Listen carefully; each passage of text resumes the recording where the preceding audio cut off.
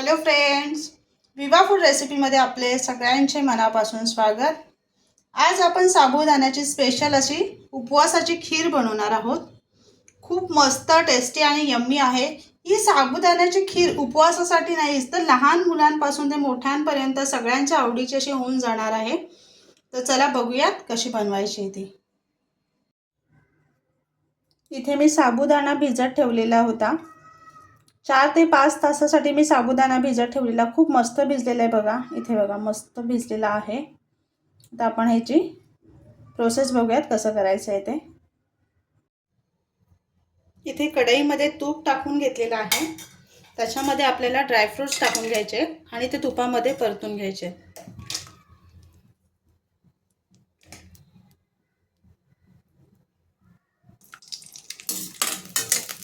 इथे 2 मिनिटं आपल्याला परतून घ्यायचे।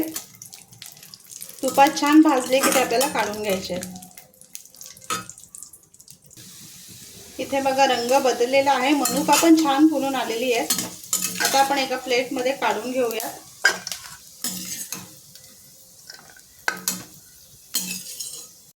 आता त्याच कढईमध्ये तूप आहे, त्याच्यामध्ये आपण साबुदाणा टाकून परतून घेऊया।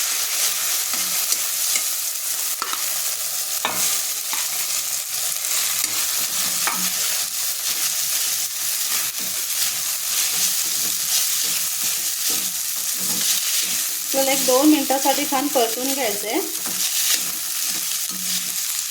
किती मस्त सुट्टा झालेला आहे बघा, अजिबात कढईला चिपकलेला नाही आहे की लागलेला पण नाही आहे। जर साबुदाणा आपला छान फुलला गेला तर त्याला टेस्ट छान येते आणि पाण्यामध्ये व्यवस्थित भिजायला पाहिजे, पाण्याचं प्रमाण पण व्यवस्थित पाहिजे।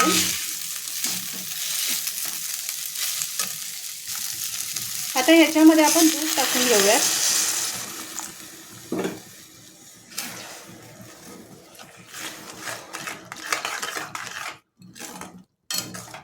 दुधाला उकळ येईपर्यंत आपल्याला ते मस्त छान असं शिजवून घ्यायचं आहे।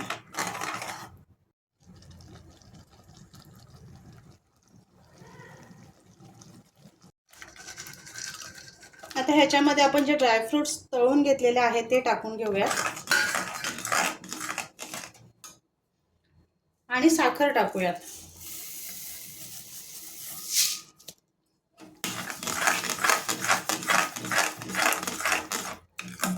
किती मस्त घट्ट झालेले आहे बघू शकताय तुम्ही।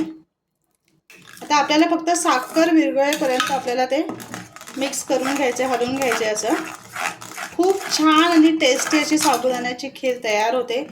तुपाचा रंग पण किती मस्त आलेला आहे आणि दूध आटून त्याचा घट्टपणा पण छान आलेला आहे। खूप छान रंग आलेला आहे बघू शकताय तुम्ही। नेहमी आपल्याला साबुदाण्याची खिचडी खाऊन कंटाळा आला असेल किंवा काय खायचं कळत नसेल, लहान मुलांना काही गोड खायची इच्छा झाली असेल तर अशा पद्धतीने तुम्ही साबुदाण्याची खीर त्यांना करून देऊ शकताय। खूप टेस्टी होते, खूप यम्मी होते। तर मी तुम्हाला एका प्लेटमध्ये घेऊन दाखवते। साखर पण मस्त विरघळली गेली आहे बघू शकताय।